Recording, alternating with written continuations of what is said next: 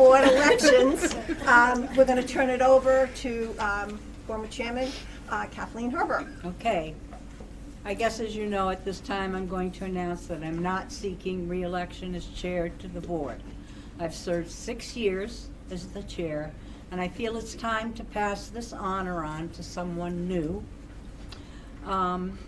With the leaving of Bill Wachowski and Tom Angelo, there is no one left on the board from when I first joined 14 years ago. I'm the old timer here, so it's time for a fresh outlook and new ideas. But if I might have a few minutes of your time to reflect upon some of the highlights of my tenure as chair. I was first elected chair in December of 2019. I barely got my feet wet when in March of 2020, COVID hit. That was a catastrophic event, but with Superintendent Smith and Ms. Grauer and the rest of the staff here at Thompson, we managed to weather the storm and came out stronger on the other side. Talk about trial by fire. The next major initiative was when Portrait of a Graduate and the implementation of a single vision and mission statement throughout the district was implemented and finalized. All 3 schools are now working from the same playlist. Then pathways were implemented, and they are now recognized statewide, and we've been recognized and complimented, and as you know, Superintendent Smith has made several visits to the State House in Hartford. Again, at the suggestion of several of the current board members, we finally established a self-evaluation of ourselves, of the board. And we set annual goals for the board, and I hope this will continue because this is a very valuable exercise for the board. Also, at the suggestion of some current board members, I developed an orientation for new board members that was implemented this year, focusing on the Thompson Board of Education itself rather than the overall boards of education and how it operates. And I hope you new board members found that helpful and useful. So although I'm not leaving the board, I would like to thank Superintendent Smith for 6 years of a great partnership, and we continue to work together, and Danielle for your kind assistance. You're welcome. I have still 4 more years here to serve. It's like a sentence, I guess. and I was going to give this to the school when I left the board, but it's just kicking around the house, and it's been there for a year. So I'd like to give it to the school now, get it out of my house. I cooked this last year. Oh God, I can't get it out of this. So come on. And it was a project from one of my studies. I belong to a guild, and they give us patterns. Oh, that is awesome. So I'd like to give this to the school. Maddie and Dylan, would you like to accept it on behalf of the Beautiful. It reminded me of the Turtle Lot Tigers. Do like a handoff thing. Maybe I can get a good picture of the 3 of you with the tiger. Tied me, thank you. Yes. Perfect, thank you. Oh, Kathleen, that's beautiful. Thank you. Danielle, you're gonna have to figure out where we're putting it. Some job. Another job for you. That's easy. In my office, I got them. There's space left. And with that, I will turn it back over to Superintendent Smith. Kathleen, thank you for 6 great years.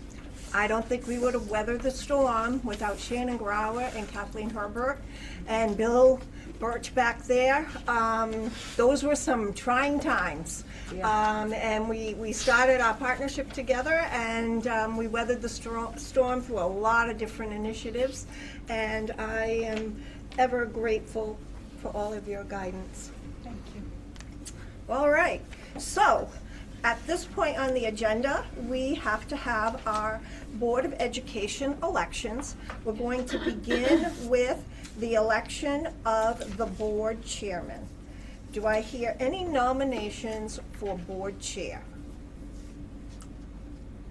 Kristen? I'm gonna nominate Jess for chair. Okay, nomination for Jessica Bolte for chair. Are there any other nominations? I'll nominate Matt Polsky for chair, please.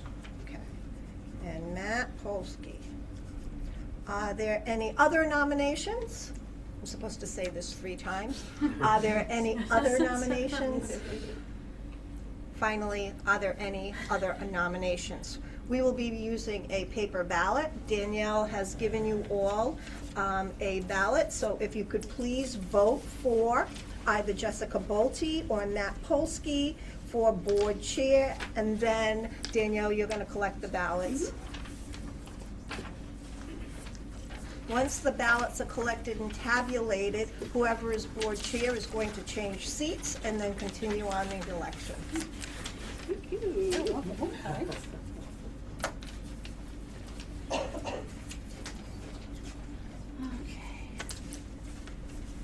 I will give Danielle a few minutes. Shuffle, shuffle. Do you like me to read them out loud? Your hold music. You can just tell us how many you, yes, as you open them. I'll take a tally. Okay. We have the music. Go. Matthew, Okay, Jessica, okay, Jessica, Jessica, Matthew, Matthew, Jessica, Jessica, and Jessica. okay. So the tally is Jessica Bolte, 6 votes, and Matt Polsky, 3. So the new board chair is Jessica Bolte. Congratulations.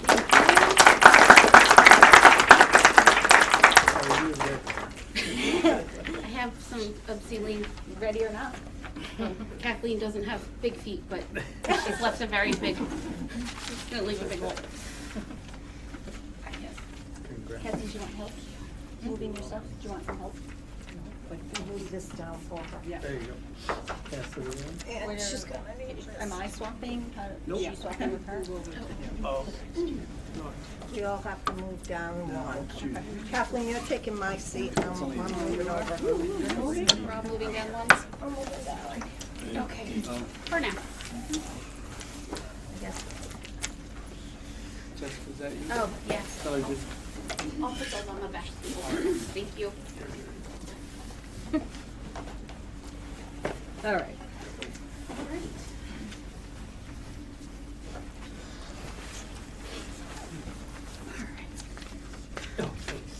All right. Moving on to vice chair.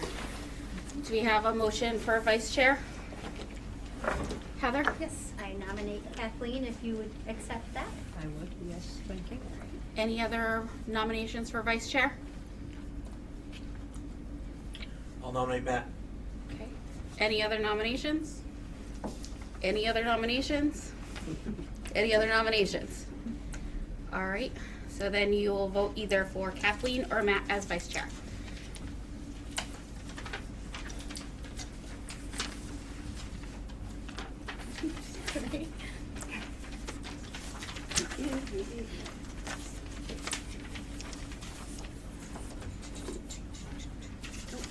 Sorry, miss. I'll go back. Here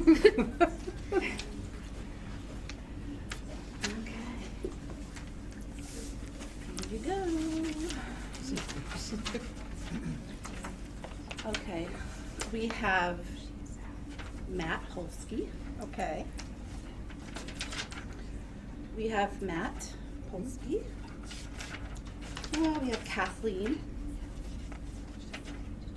Kathleen, Matthew, Kathleen, Kathleen, Kathleen, and Matt Polsky.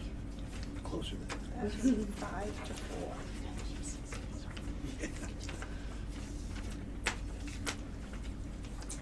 Okay, and then moving on to secretary. Do I have a nomination for secretary? I would like to Matt. nominate Heather. I was gonna do that. All right, any other nominations for secretary? Any other nominations? Any other nominations? I'm voting already. All right. No, all right, it's Heather, you, all right, here we go. All right, let's take those and give those to Danielle. Thank you very much. Thank you. You have your agenda? No, I thought I grabbed it on my way to the car, but I didn't. Citizens' comments. All right, so then we will start with citizens' comments. We'll start with the Zoom, since there's a lot of faces in the room.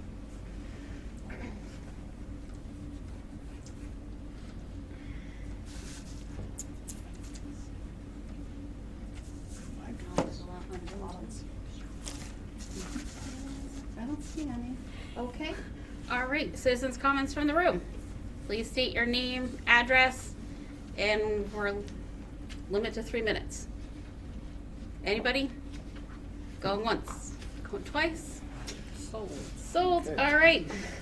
Start with the director reports. Start with Mr. Steglitz.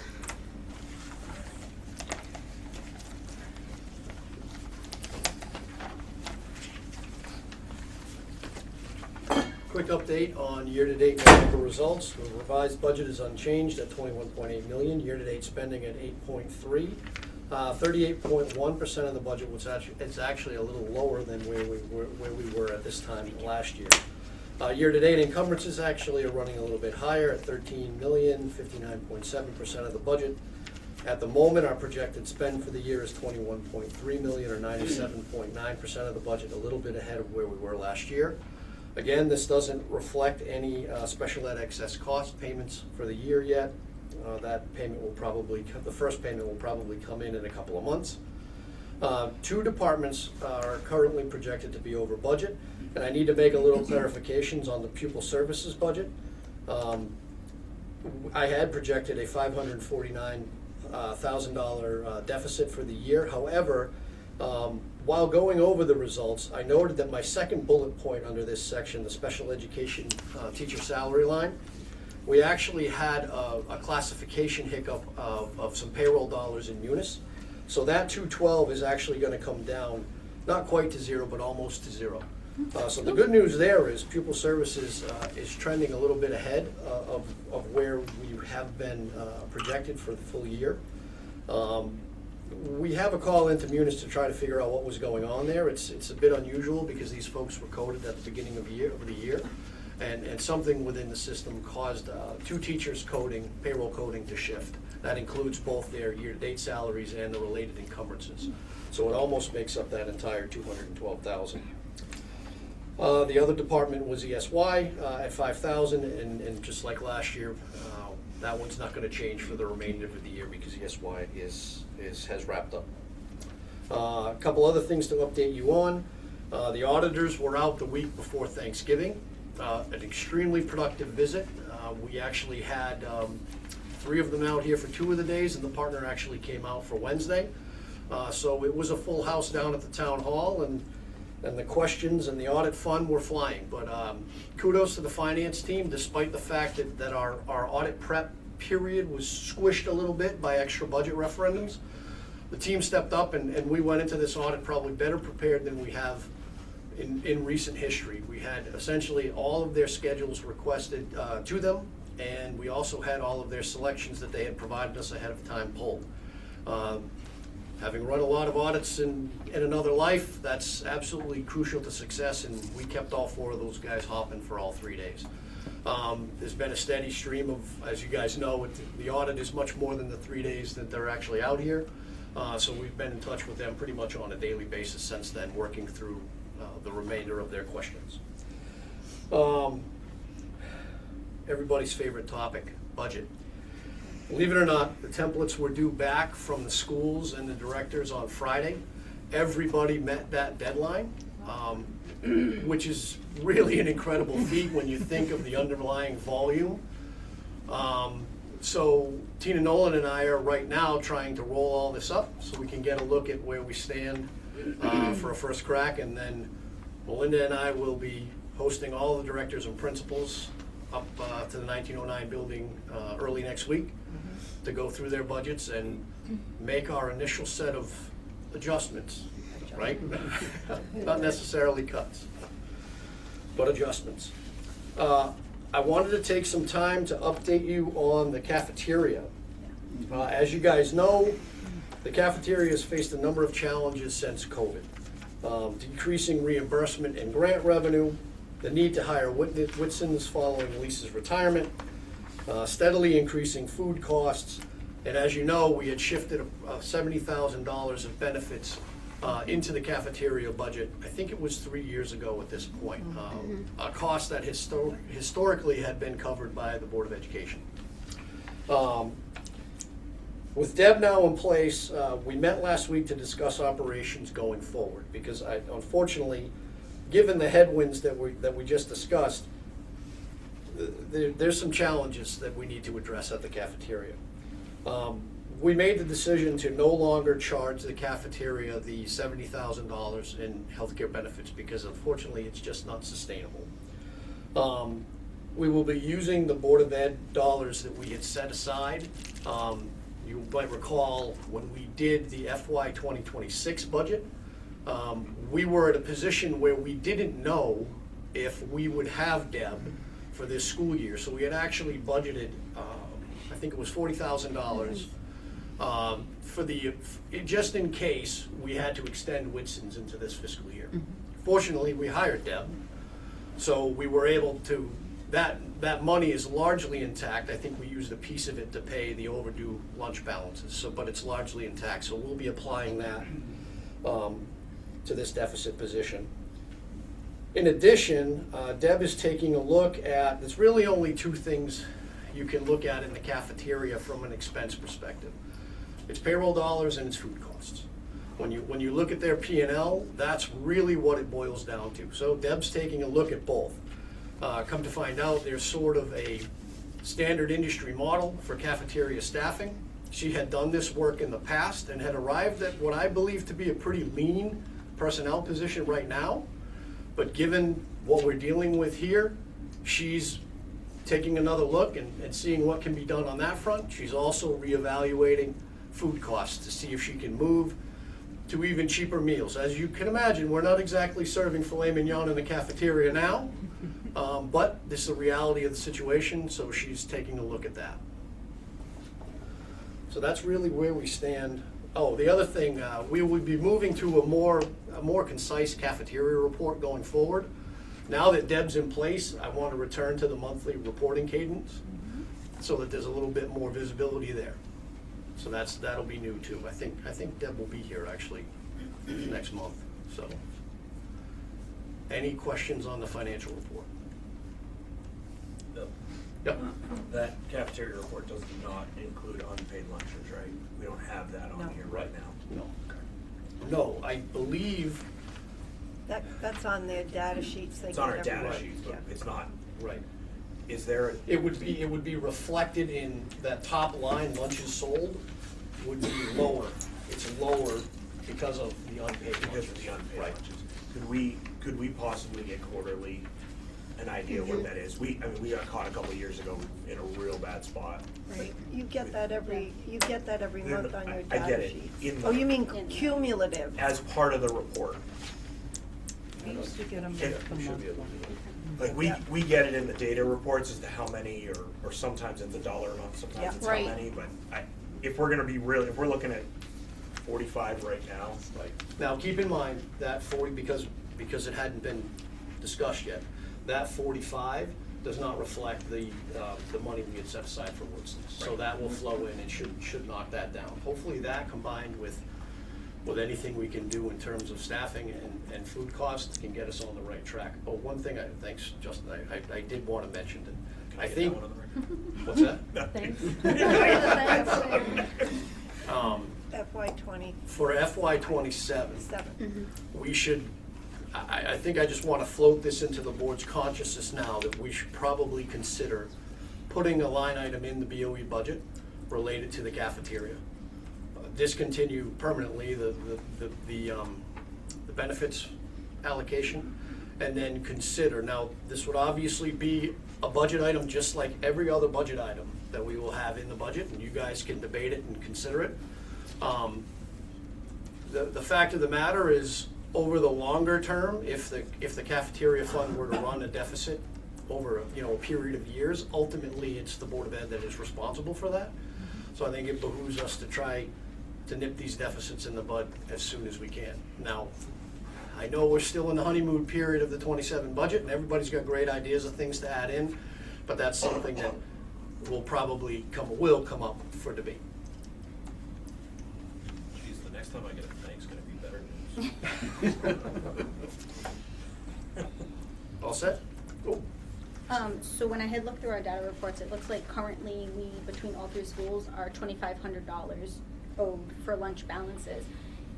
Can we find out if Deb is reaching out, how? Of course she is. And all the things, and then, She's yeah, my extremely understanding is diligent. we then pay for that, right? Do we, Yes. we just? We do. That comes Okay. out of our budget at the end. Yep. Okay, We so do. yeah, I mean, right now, and one of the schools, I'm not entirely sure which one, it like tripled from 1 month to the next. What happened, like, I'd like to know what happened there, why there was such an increase, from the first month to the second month. Sure. And then, get some more information, just to see what happened here, why, I'll talk to her and put it in my update at the end of the week. but I know, Justin, you wanted to know price, and that's where we're looking right now, about $2,500.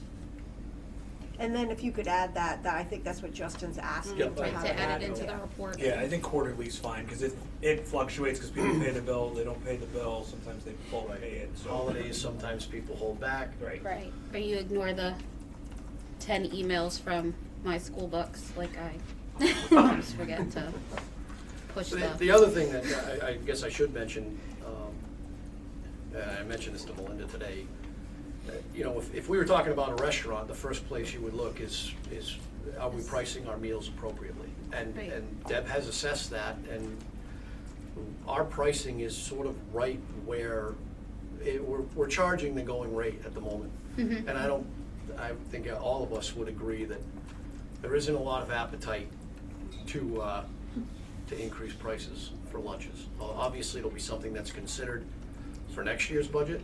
I don't think we can even do it mid-year, even if it was You can't decided raise to do so. prices mid-year. So that'll come up, but that's, I think probably the first lever that a lot of folks listening to this conversation would think of. And it is something that Deb has considered at length, and there's not a lot of upward room there either. So you're kind of trying to manage this enterprise with one hand tied behind your back, because you can't really raise your revenues. I have a question for Melinda, actually. I know, the form for free and reduced meals and all of that. Have we had a good turnout with people doing that? We had a good percentage of them return. Yeah. Deb told me just last week, it is heartbreaking when someone doesn't meet the criteria by $3 or $4, Yeah. and she sends it back to the families to say, look over the numbers again, just to make sure you might have, transposed a number incorrectly, because when it gets down to that amount of money, and she said there are more than several that miss it by a very short window. She's concerned about that, so she has reached back out to the family. She is on the phone all the time. And then, of course, the system generates email to let people know that their lunch balances are in the negative. So there's a lot of effort placed on, trying to get those unpaid lunch amount down. But last year, we ended the year up over 6,000. She spent the better part of the summer contacting families, and we got it down to what, 3,400? Yeah, 30, it was in Somewhere the in there. 3,000s. So she did do a good job, but, this board, over time, has directed me and the food service director, we don't refuse students lunch. They can't buy a la carte, obviously, items, but a student can get a regular menu lunch. Actually, Amanda had a comment.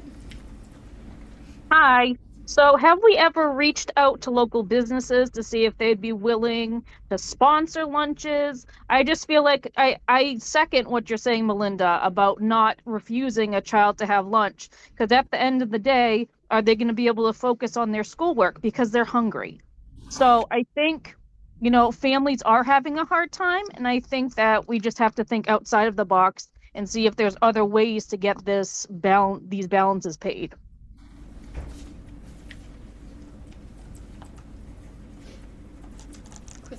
I'm just gonna throw out, this seems like the appropriate time we talk about special education, but you can also petition your legislatures for free lunch for all children in the state. So I would recommend you all do that, because every child should not have to worry about what they're gonna eat today. All set? Yes, Thanks, thank you, guys. Mr. Stieglitz. And just on one positive, Mm-hmm. the new menu and like the changes, she's doing a great job. Like, I don't want to all be negative. The new menu is phenomenal.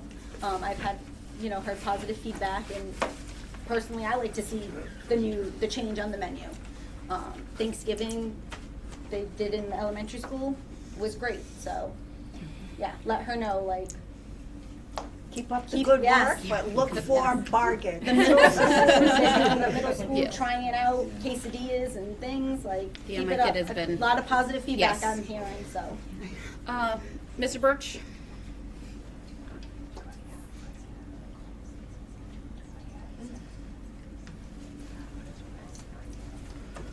So I guess the hot topic this month and last month and really for almost the last year is the HVAC project. Excuse me. The project is progressing pretty much as we expected. There were extensive delays in equipment this summer. Equipment that we expected to have in July didn't show up till the end of October. So that put everybody behind. That equipment is all on site now. It's all in place. We actually have the first startup folks coming out on Thursday to start looking over that equipment to see where we are as far as getting it all online. Daily, we have hot spots, cold spots, something works, something doesn't work. It worked yesterday, now it doesn't. And there's not as much visible activity as there has been over the course of the summer. But I have pipe fitters, electricians, insulators, control people here every day. Most Saturdays I have someone on site trying to tie up the loose ends, but this is a 400,000 square foot building and there are a lot of ends. But all I can say is that day by day, we get one or two more and things are improving. So the project deadline by the state was extended to next year at this time. By December 31st next year, we have to have the work completed, and it has to be substantially complete and accepted by all of you, and I fully expect that that will be done. So we will spend the rest of the winter getting the heating equipment straightened out, and then that'll be just in time to start trying to get the air conditioning equipment straightened out. But in the end, it's going to be a much better system. I expect that we are going to probably see some increased electricity costs that I have added into the proposed budget for next year. We've air conditioned a third of the school, and that's going to cost some money when it gets warm. Fuel oil, the jury's out on that. There are going to be some efficiencies that are going to be obtained through the new controls. But again, there is also efficiencies in the overall system, which in the end, it takes energy to run the system. So we're not sure where we're going to end up with fuel oil, but that one remains to be seen. Other than that, as far as we're ready if it snows, we've got concerts this week and next week, and all of those other things, as far as I am concerned and know, are going according to plan. Any questions for Mr. Birch? Matt? How much hardware are we still waiting on? Just about everything is here. Okay. Just about all the major equipment is here and in place, and as I said, we're going to be starting to work on startups of that equipment this week. Thank you. Justin? This goes to probably Mr. Birch and Mr. Steglitz. How are we on grant reimbursement? Want me to handle that one, Bill? Yeah. So, I wish I had good news there. I think I mentioned to the board last time, we literally submit for reimbursement the day we pay the bills. We last did that on October 25th. That submission has not moved off of the submitted classification on the state system. Believe me, I've been following up about every other week. The problem there is you can't submit the next bill until they pay you for the prior bill. So they sort of have they have a bit of a stranglehold on that. At this point, we are, I believe, 3 air temp invoices deep. So I'm exploring an alternative to how we could do the funding in terms of potential bans. Bond anticipation notes. Because although the state had confirmed prior to the start of the project that the reimbursement would be in the 3 to 4 week range, I think they hit that mark for the first one, but it's the tail's getting longer and longer and longer, and I wish I could tell you I was surprised. I'm not, but it's something we're going to have to manage too. But that said, ultimately the reimbursement percentage doesn't change, 67 or 68% if I remember right, which was part of the vote. So that will hold true. It's really a matter of timing and making the cash flow work. Any interest on that? Yeah, right now, we've only borrowed, I think, you guys probably remember, but the audience probably doesn't. There was an attempt to limit our borrowing to our portion, which is $4.2 million. Unfortunately, that plan will only work if we get somewhat timely reimbursements from the state, and that's what we're stubbing our toe on right now. So any additional borrowing will drive up interest costs, although I will say they'll be lower because we borrowed a lower amount. They'll be lower than what's in the budget, and that was the intention, to try to save the town as much as we could in interests. Thank you. Madam Chair, since we're ultimately responsible for this, I'd ask that we at least do a quarterly update on where we sit. Make sure we're getting our reimbursements, and if Finance-wise, not, yep. we're aware of where we're going to sit for interest payments. Okay. Good job, Okay. We're good? That's All important right. tonight. All right, next item is approval of minutes.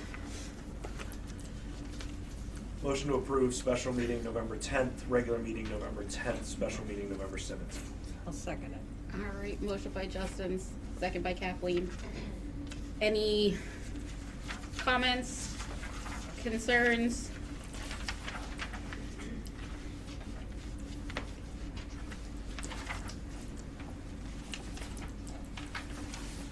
All right, all those in favor say aye. Aye. Any opposed? Abstentions? Passes unanimous. All right, and then subcommittee updates. Oh, Amanda? Yeah. Okay.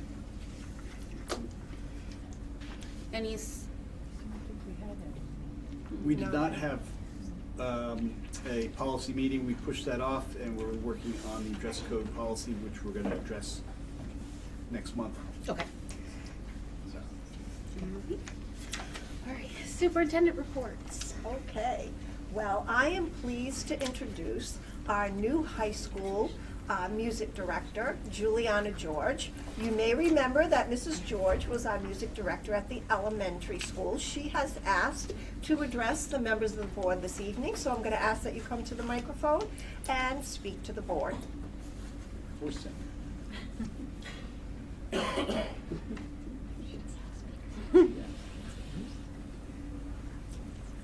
Good evening, board. Thank you very much for having me this evening. I am thrilled to be at the high school after 2 years at Mary R. Fisher, and it has been a wonderful fall of transition. The students have been so patient and enthusiastic about the direction of the music department. I have also been coordinating all 3 levels, so I've been assisting the elementary music teacher, Mr. Dennis, and the middle school teacher, Mr. Antonelli. So we've been having meetings all together, and I've been coordinating those, and we are all a wonderful team, and we are working towards increased vertical alignment in the music department, and it has been a wonderful fall, and we look forward to a great rest of the year. The high school and the middle school are putting on a combined winter concert on Wednesday at 6 p.m. This is one of the first times that the high school and middle school have done a combined concert, but we wanted to increase collaboration and fill the auditorium with more excitement for the holiday season. So we are really excited to bring that event on Wednesday. So this evening, members of the TMHS Concert Choir have graciously come to the board meeting to give you a little concert preview. So we're going to sing for you just one of our songs. So this evening we have Keon, and we have, I'm nervous so I forget names, McKenna, and we have Noah and Billy, Estella, Tyler, and Dylan. So if you all want to come up.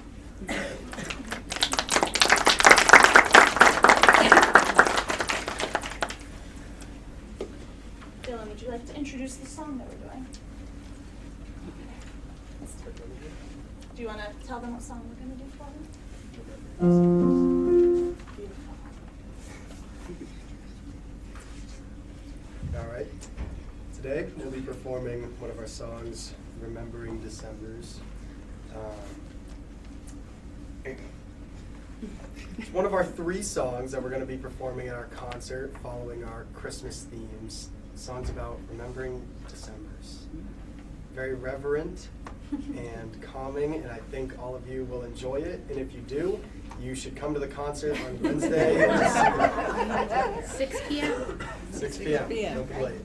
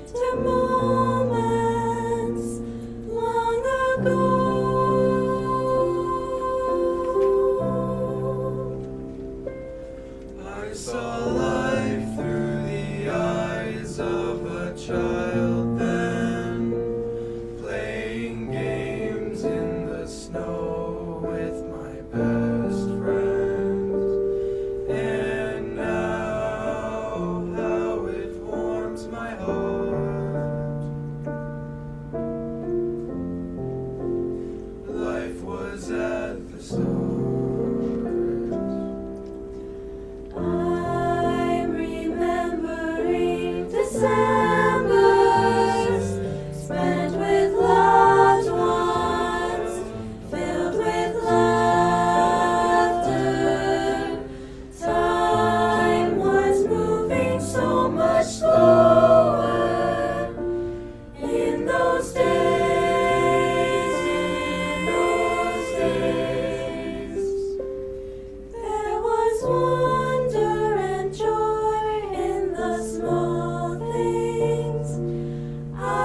still feel it now when the bells ring.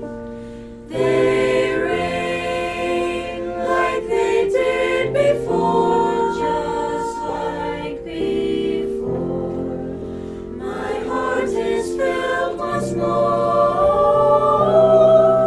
The candle lanterns glowing in the snow, shining like the stars at night. Ignite my memories, leading me back home again. The seasons turn with lessons learned as life unveils its play in its own way. I'll remember this December. I'll forever hold it closely. When I look back on this season, I'll recall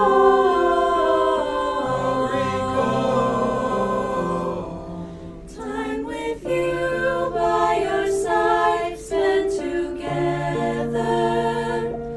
In my dreams, these are days I will treasure. So now, come and join with me. Join with me. Make a memory.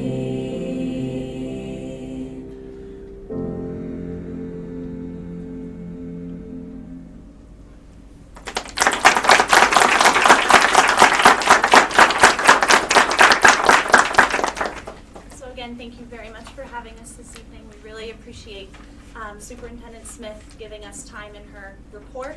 And I'd like to extend a thank you to Mrs. Smith for her unceasing support of the arts here in Thompson.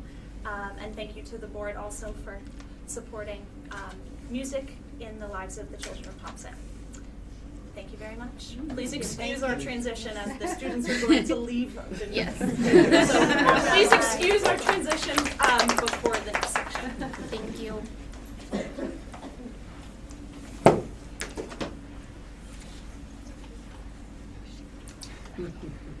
Thank you, everyone. Teaser for Wednesday night. So good. Can't wait. While they're transitioning, can I just tell Kathleen, I did send a letter to all of our representatives about the free lunch at the beginning of the year, and I got nothing. So, and I even cornered May Flexer at an event, and she still blew me off. So I have contacted all 3 of our legislators about the free lunch. So. Keep trying. Maybe communication can. Yeah. All right. Are you ready? Oh. Okay. Ready as I ever can be. So I'm going to kick off the presentation of Thompson Public Schools reconfiguration study. This study began in September of this year. This is probably the second or third study in my tenure looking at district-wide reconfiguration. This is the first time we've done an in-depth comprehensive report. You can see on the next slide, Danielle, if you can move it up. These are the members of our committee. They were internal educators and directors.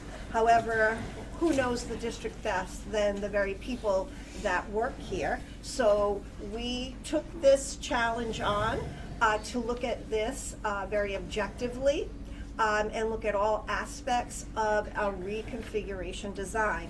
Next slide, please. We broke up the committee into some subgroups, as you can see here, and those folks did a lot of research, site visits, and other kind of pedagogy, background information to determine what the outcome is of this particular study.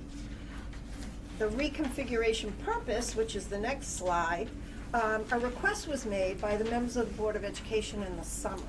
the board is always looking for cost-saving measures. And one of the things that did come up was, is there some efficiencies that we could anticipate if we were to reduce the school campus from 3 full schools down to 2, changing the entire configuration and pedagogy of the district. So that was our charge. Our charge was to take a look at that.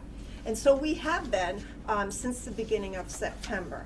As you know, our current structure has 3 schools: Mary R. Fisher, Thompson Middle School, and Turtle Rock Memorial High School. If we reconfigure the district, we would be looking at a pre-K to 6 model at Mary R. Fisher Elementary School. And then we would really have to play around with the title of the school, but it would be a 7-12 school, and Turtle Rock Memorial Secondary School came to mind as we were putting together this presentation. So we're gonna first take you down the road of why middle schools exist anyway. What is the research on middle school education? And I'm gonna ask Rebecca Polachik to come up. Her committee did delved into the research behind middle school. She's going to give us a little summary of that.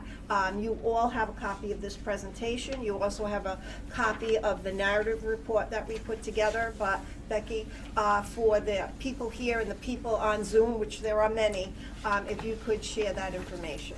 Absolutely. Good evening, everybody. One of the key things that you will see when you read the report or the PowerPoint is the word unique. Middle schoolers or adolescents are really unique. It's their developmental needs, their social needs, and their cognitive needs. So if you look at page 5 really quickly, I won't read it to you, but that second bullet that is from the Association for Middle Level Education, that one bullet really sums up pretty well what a middle school is.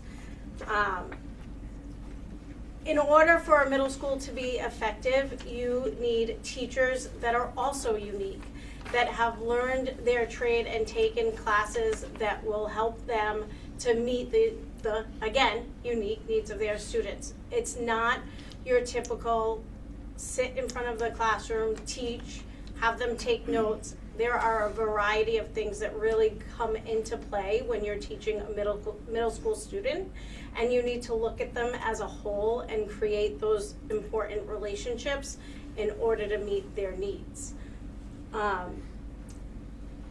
Middle school teachers still set the same high expectations for their students. They still create lessons that are going to meet the district's goals, the state standards, but they have to do so in a very different way. And it could be a variety of things, from project-based learning, or, you know, there is still some stand up and teach. There's still note-taking, but they have to really create a variety of lessons that give student choice. And we still want our kids to succeed, but it's just done in a very different manner. And you have kids age 10 to 15 that are really, the younger ones are still really young, but they're a little bit on the cusp. And then the older ones, some of them are ready for high school, some of them are not. So it's really dependent on the student. And if you take a look, I could read this to you, but I'm not going to. I know you can all read. If you really just take a look, a lot of the research, the middle school model is the newer of the models, but that came to be because of the realization of how unique our adolescents' needs are. Okay. Anyone have any questions on middle school pedagogy while we're in this section? Okay. We will move on to staffing and scheduling. Kim Staglitz, come on up. And you're also doing facility use as well. Well, so it's across the board. So the group that I was with, we were charged with taking a look at the high school schedule and seeing whether or not incorporating those 7th and 8th grade students into the high school, what would that look like for the high school schedule. the first part is, what is it going to do for our academics, right? We have our reading, not our reading, but our English, our math, our science, and our social studies. What does that look like? That's very straightforward. We can take those kids, divide them up by the numbers, all that kind of stuff, get a good class size, and we're good, right? Straight across the board. And it shows us that we can operate with 4 or less teachers, 1 within each discipline. But then it got a little clunky, because then you start to look at all the electives, right? We still need to offer these electives. Some of these electives are required by your high school for a Connecticut diploma, right? You need to have a whole elective of fine arts, a technology, a world language. These things are still needed. So when it came time for that, there is no loss of staffing within your, sometimes it's colloquially known as your specials or your UAs, high school level is your electives. There is no loss of staffing. It actually becomes more complicated. Because if we were to take our staff, our current staff, then we'd have to have some of them running on a high school schedule, and then they'd have to go down to the elementary school and run on that schedule. And it's complicated to share staffing at that point when you're running on 2 different time frames. It just becomes very complicated. And then you also think about that staff member, right? They're going to be up in the high school and they're teaching in this, in this mindset. Then they're going to go do the other one. They might work 3 days, they might work 4 days. There's just a lot of nuances to it when you look at it like that, that it becomes more complicated. So the short answer, yes, it can be done. However, the cost that comes to that of the difficulties, it just becomes more difficult. And then you're looking at also taking these 7th and 8th graders who, to expand upon what Becky said, they're now going to be sitting in 90-minute blocks, right? And 90 minutes is a long time to ask anybody to sit for. You guys have been sitting for 90 minutes right now. I'm sure you want to get up and stretch your legs, right? It becomes long. So asking some, kids of a younger age to sit and do that, it becomes a little difficult for them. So that's pretty much where we came for staffing. And could I see the facility side? Long story short, of the facility size, there really is not, from the facility perspective, there really is not much of a change. We still need this building. Basically, it would come down to changing some coating on some doors, and possibly we're still going to use the cafeteria for what's needed. And so really there's no savings for efficiencies in space. That's all I got. Thank you. Thank you. Any questions for me? Melinda, I have one for Melinda, actually. Okay,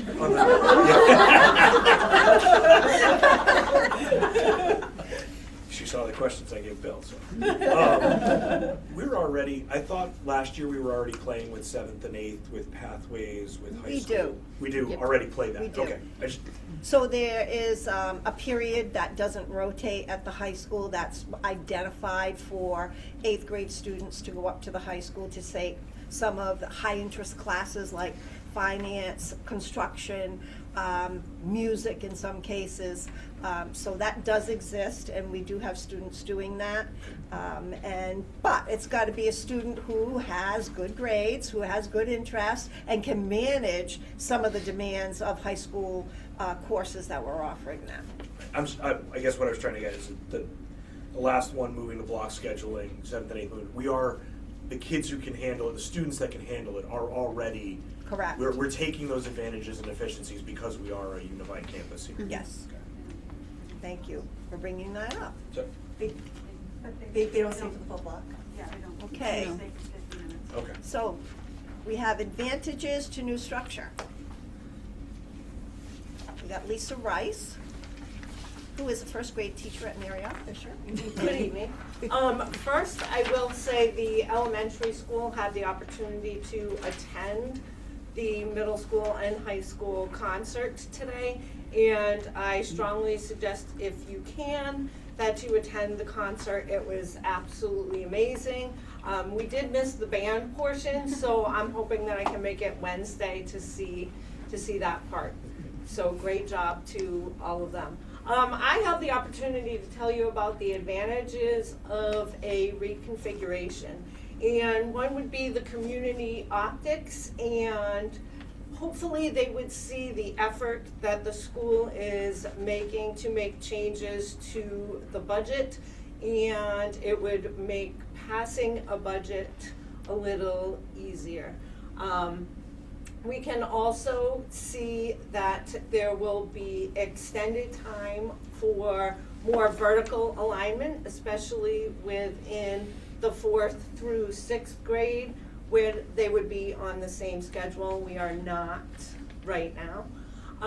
Hopefully, as the 8th graders would get to be exposed to the pathways, that more of them would stay and see the advantages and all the fantastic things that we have going on here in our little school with big opportunities, and that the enrollment would stay more consistent as they go up through the high school. And finally, the one-time cost savings of just shy of $300,000, which is 1 3/10% of the budget. And that's what our committee came up with for the pros of a reconfiguration. Matt? I have a question. Why is it a one-time savings of $291,000?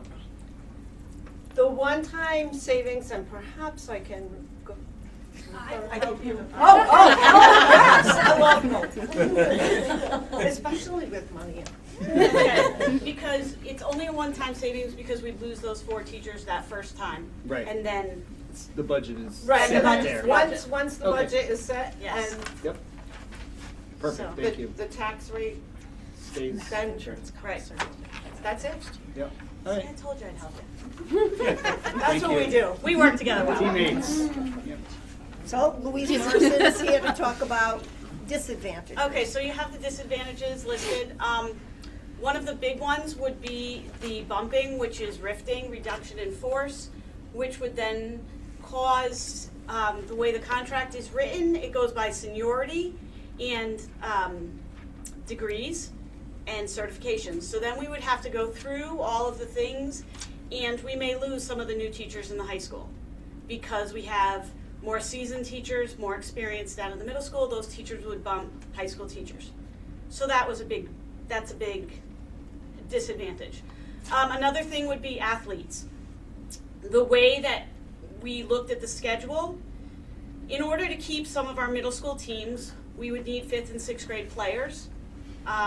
Those kids would be on an elementary school schedule, and they would have to miss last period to go to games because unfortunately the other schools all play, they leave at 2:30, so those kids would miss last period to go to games. Otherwise we would lose our teams because we don't have enough 7th and 8th grade athletes. I think that was the 2 really big ones that we wanted to bring up, and once we do this, there's no really going back. If we switch this around, we're really kind of stuck with it. So that was the and the other thing, we would be adding one. So Kim said it could be done. In order to make it work, we would have to add in a world language teacher. So although it says we lose 4 teachers, we actually have to add one back in. So I'm not sure if that's a negative or a positive, but we would have to add one more world language teacher in order to meet the needs of all the kids. So, and the 7th and 8th grade would have to sit through 90-minute blocks. So, and if you with, I look at my little 6th graders right now, and they could never sit through 90 minutes, So, that's all I have. Does anybody have any questions? Yes. Would we have to bump one of the principals too in the No. middle or high school? No, because, so here's a good, thank you for asking that question. Say that to me. Because we would have only 2 schools, we would have 2 principals in the high school and 2 in the elementary school. Because you still have disciplined and all that stuff. I really think a disadvantage to this reconfiguration, from my standpoint, being in the middle school, is if you know the building, 7th and 8th grade is here, the high school office is way over yonder. And the 5th and 6th grade is here, and the elementary school principal is way down there. So it really leaves, these kids stuck in the middle. So, that answers your question. Good question. So the next slide is, can the model work? And so I took a site visit out to North Stonington, Connecticut, who actually has this similar model. I spent a better part of the day there with Superintendent Hopkins, who was extremely generous with his time. And we looked at, I took with me all of the, when we first started doing this research, we listed all the pros, we listed all the cons. I took that all that information with me. I had an in-depth conversation, especially around the cons on the list, to find out how they manage. So, believe it or not, North Stonington has a population which is extremely similar to ours as far as the number of students. They run 2 buses, 2 tiers of buses. Their faculty and staff numbers are very comparable. However, they use some of their faculty and staff differently. Their administration is on the slide, and you can see how they divvy up their administration. They have some lead teachers that fill in with the elementary, and then there is an assistant principal at the secondary level and another lead teacher, which those lead teachers get an additional stipend for being in that role, which I did not add, monetarily in here. And then the nursing staff is as follows: 2 nurses and an assistant. And then you can see the elementary. One of the things we had a question about, and we asked Deb to do some behind the scene research, was I was told that 5th and 6th grade students leave school early because the last period of the day is an intervention block for them. And so for those students who have good grades and that they fall into that block, it would be easy for them to leave and go and participate in sports. In reality, we find out on the backside that that's not necessarily always true, and students do miss some instruction and they do miss some project-based learning opportunities. So students have to decide, is it a sport, or are they going to be possibly in band and chorus, or participate in some of the extra projects. So there is a rub there. But when you look at both districts, they're very comparable. What's not comparable is the intensity of needs of the students. And that's what you're going to see when I call Principal Granato up. She's going to talk a little bit about that, because there is a discrepancy between the students that go to North Stonington Public Schools versus Thompson Public Schools. And remember, we're almost 50% poverty. And with poverty, there is a direct correlation to Title I students, students with disabilities. It's just a national norm. And so we know that we have a higher percentage of poverty in Thompson Public Schools. So Principal Granato, yes? That 750 students, do we know what that mix is? What do you mean? Elementary versus their middle? Extremely comparable to the number of students. 175 in the yeah. high school? Yeah, just Okay. about a little bit more in their high school, but just about a comparable split. And do we know where they sit on the overall? So we sit, Their budget is very similar. I was going for Dr. Jones's report. I think we sit That's on the next, 40th. I think that's what it is. I don't know the Oh, you don't ranking know the on that list, but I can tell you that they have 14% Yeah, it's on the special previous ed slide. population. Yeah, I was just wondering where they sat. I assumed we were higher, but 40th out of 169, I'd just be curious to see where they sit They're on that. 14%, we're 24%. Right, They're so almost we're double. almost double. Right. Are they in the, are they at 169 out of 169, right?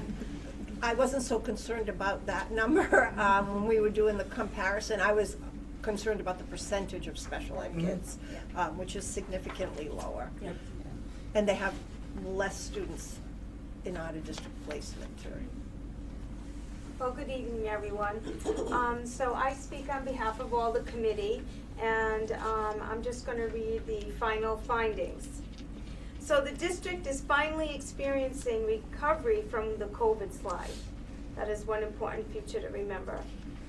Thompson Public Schools has a high need population of students, that being poverty, special education, diagnosed with dyslexia and MLL services requiring additional support services. Our current configuration is meeting the needs of our students and test scores. Our test scores are improving. They're exceeding the state average in ELA, and we are at a state average in math. Changing the configuration will negatively impact student outcomes due to transition in student and staff schedules. Research indicates a loss in learning familiarizing with new curriculum most impact on vulnerable students. The savings does not outweigh the negative impact on students. Reconfiguration Research Committee unanimously agrees that the current configuration best supports our Thompson students and should not change. Reconfiguration Committee urges the Board of Education to maintain and support of the current configuration and to table any further discussions to eliminate the middle school model in Thompson. Thank you. And so, in summary, really, does saving $291,000, is it worth impacting the entire district? And I think after 4 months of in-depth research and discussion, we as a committee do not feel, and myself included, do not feel it's the best thing for Thompson Public School students. Can it work? We saw it work. I saw it work, and it can work. Is it right for Thompson kids? I don't think so, and the committee supports that. Moving forward, we brought this before you for the December meeting, primarily because we have to wait and get some information from you all tonight as to what direction to go, because right now we're paralyzed as far as building our budget because we don't know how to build it. And so I'm hoping, Chairman Bolte, that there could be some discussion and some directive so that we know what to do next. Okay. Do we have a motion to discuss reconfiguration? Matt? I would like to make that motion to discuss this right now. Okay. May I speak? Matt, you may have the floor. I personally think, I appreciate you all spending a lot of your time to go through this exercise on behalf of the board. I really think it is not the right move to do this. To save 1.3% of our budget is just not worth the disruption. And like you said, if we get rid of those staff, we're not getting them back. It's not in this town, not in this budget, not in this budget environment. It's never coming back if we change our minds. So there is no changing our minds. And for 1% of the budget, it's ludicrous in my opinion, and that's my opinion. I do appreciate you guys taking the time, and it's not a trivial amount of time, I'm sure. We are here as a board to further, to get the best education we can for children of this town, and I think we're doing the best we can with what we have, and to do that would be a mistake. Anybody else? Kristen? I think that I agree with Matt that it's not in the best interest of the district. For one thing, anytime you make any kind of changes, there's going to be backslide, and we just put so much effort into increasing our test scores. If we were tested right now, we wouldn't even be an opportunity district anymore, and I would really hate to see all that work go back, because that's what's going to happen. I mean, anytime you change anything that significantly, there's a period of time to recover, and I really don't want to see that happen. And for that amount of money, it's, in my opinion, certainly not worth that level of disruption either. Justin? Yeah, I think the committee did a great job. I think it's a very thorough investigation and discussion on what could happen. I think finding a district that looks like the model was a great idea, and it was great that we have some eyes-on knowledge of that. I would agree with my fellow board members that the one-time cost savings is not necessarily does not necessarily justify the move. I would like to think on a positive note that through this level of research from our staff and from our superintendent that we did learn some things that we can take and potentially apply to expanding some offerings down to the middle school like we're already doing, expanding some offerings up. And I think those, in my opinion, in Thompson, those are the best ways that we can start making some unique offerings to our students, as well as trying to save some budget dollars here and there. Just to respond to that, one of the things that we kept batting around was that in North Stonington, those middle school kids are getting languages and we're one of the few middle schools that do not offer a language, and we really should be. So that is something we really got to start wrapping our heads around. Well, and I think if we can, if I may continue, Yep. I think if we can leverage some of those resources from our high school and potentially offer a custom offering down in the middle school during academic access or something like that for those students that would wish to do it, I think that's an incentive in itself and worth budget dollars for that. Does Amanda have a comment? She's on Zoom. I just want to make sure she doesn't feel left out. Thanks, Jess. I feel that it's not the right move for the town either. I feel that, the kids that are in middle school, they're dealing with a lot. You're dealing with, you're getting up, you've got more responsibilities in your normal morning. You've got to go and you got to switch classes, and then you've got to deal with all the physical and mental things too as being a teenager. So I don't think that saving that 1% of our budget is worthwhile. I think we can combine our resources, and I think we can work together as, a campus and see if there's other things that we can work together on and offer those special classes for the 7th and 8th graders to get them, excited about going to Turtle-Lot. To piggyback on the language question, we have just one awesome Spanish teacher, correct? Correct. Back when I was a boy, when I was in middle school, I distinctly remember in 8th grade. So we only have one language that we offer here, and adding more languages would obviously cost more resources. But I distinctly remember when I was in 8th grade, we had. It was intro to languages, so we had 1/4 of German, 1/4 of French, 1/4 of Spanish, and then when you got to high school, you say, "Hey, I really liked French," and so obviously that requires other language teachers, but it gave, and the earlier you learn a foreign language, the better off you are. And obviously in the United States, we're not going to start teaching elementary kids languages because we just don't, but that'd be great too. So. Thank you. Kathleen? Yeah, back in the Stone Age, when I was in school, we had the junior high system, but it was still a 3-school system. You didn't put 7th and 8th grade in with the high school. That was just the 7th and the 8th grade.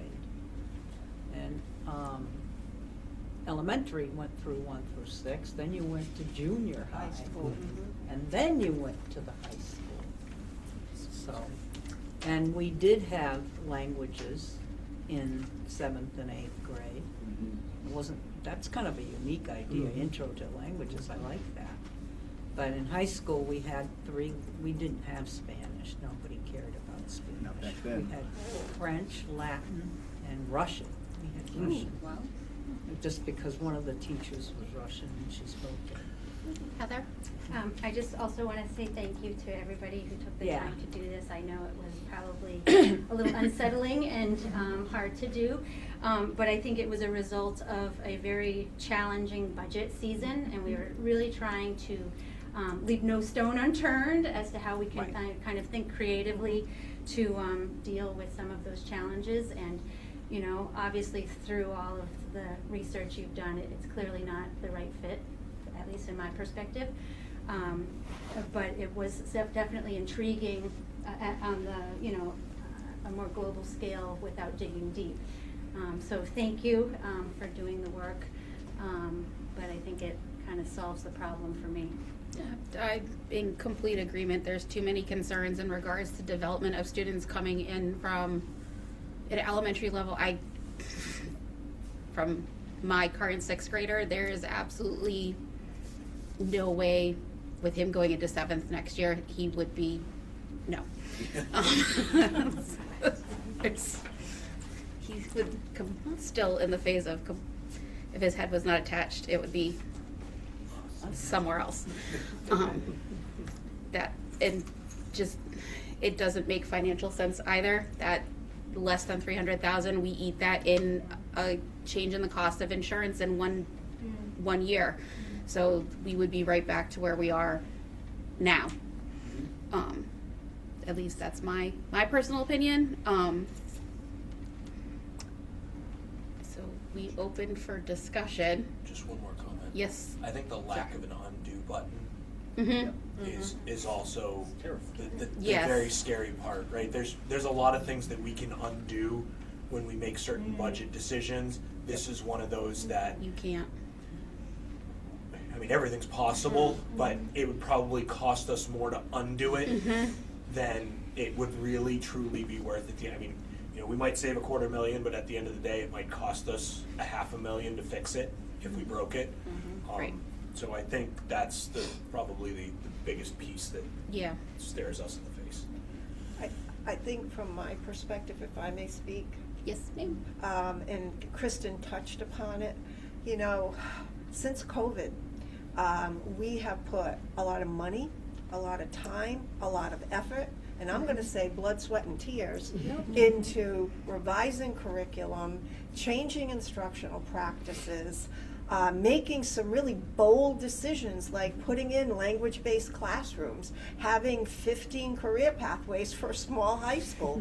But we pulled it all off, and so to have any of that disrupted after all of that work that has happened, I agree with you that it will slide back, and no one talked about this one thing. We have teachers that are committed to teaching middle level. If they're displaced and have to go up to the high school or have to go down to the elementary school because that's what their certification is, they will leave us. And then we're going to lose the best educators that we have been trying to recruit and sustain, and I know Justin talks a lot about sustaining our staff and having them stay. And I think that we're in a good place. We're not seeing a lot of staff turnover, and we're pretty proud of that.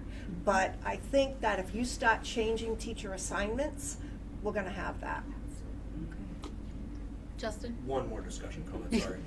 Melinda's brought up a great point, right? A couple years ago, I harped on retention. I mean, any of the administrators in the room will know that I was hard up on why we kept having such a turnover and what was going on. I think Melinda speaks to the point where we finally fixed that. To that end, though, I would look at our staff and our administrators to look as creatively as we can to being that unique district that we try to be, offering those offerings, because that's what we have to set ourselves aside, and we have to use the budget dollars that we currently have to do it. We're doing an amazing job at it every day. We just need to stretch that next little bit. Jess, I think Rick. Yeah. I thought, kind of coming into this new, I think the concern is the outsider's view. And I would think that the folks listening and or critiquing what was done, which I tried to do, is that you're missing the details. The reports and what the folks presented made me go back to think, what did I get in elementary, junior high school education? And I've forgotten the details. And quite honestly, what I brought out a few months ago is our kids are in a different developmental stage across the country, as well as what we were as the youngsters. So I appreciate what's presented here, because I totally missed it. It's not just dollars and cents, it's children's lives. And so I don't think the change would be beneficial. And the folks got to stop thinking, I don't want to pay for kids' education. It's what we're here for, because that's our future. So. All right, so we're gonna call for a vote to move the motion to the floor. to move the motion to the floor. for the reconfiguration? I'll make the motion. Daniela makes the motion. Do we have a second? Second. Matt will second. All those in favor say aye. Aye. Wait. No. Wait a minute, what was the motion? What was the motion? We're moving Moving it to the floor. To the floor. floor to vote. To For a vote. full vote. Yes, to make the vote. Yeah, but. No, you just need a motion to, are we going to reconfigure or not? Oh. So what is your motion, Daniela? My motion is to not reconfigure. All right, Matt seconds that motion. Yes. All those in favor Not. Aye. to not reconfigure? Aye. Aye. Aye. Any opposed? Any abstentions? I did hear, Amanda, that was unanimous. Okay. No reconfiguration. Good work, committee. Thank you for your work. All right, enrollment report. Enrollment report. We have one increased enrollment from last month. That was at Turtle Rock Memorial High School. We enrolled an additional student. We have 327 students at Marriott Fisher, 280 at Thompson Middle School, 167 at Turtle Rock Memorial High School, one student in transition for a grand total of 775 students in our district. And if you can take a look at the report after every meeting, Danette does listen to the board report in case we're not presenting the data the way that is answering questions for you. So she is keeping on top of that and trying to keep that fresh from meeting to meeting. Yeah, I noticed that started to include Yeah, the grade the level end- breakdown, which, the end thing, yeah. yes, Thank you. which is Responsibility. very much appreciated. And she's very good at data, so, I mean, I thank her, but she, but I came in on Tuesday morning after the last meeting, and she was already, she was on it, so I thank her for staying on top of that. The next thing under my report is the approval to post or hire Associates Facilities Director. So at last month's executive session, I had to bring forward to you some personnel information about our beloved Bill Birch. Bill has graciously, and I use that word, given us, or given the board and myself, a full year to let us know that he is ready to retire in another year, I think right when the HVAC project is finally complete. Breaks my heart to even say that out loud. However, I think we can all appreciate that this man for 22 plus years knows this complex better than anyone else, and he is the only one that knows this complex. And so one of the conversations that I would like to have is an approval to post in January, because my fear is we're going to come up against the same situation we had when we were looking for a food service director. There's not many skilled people out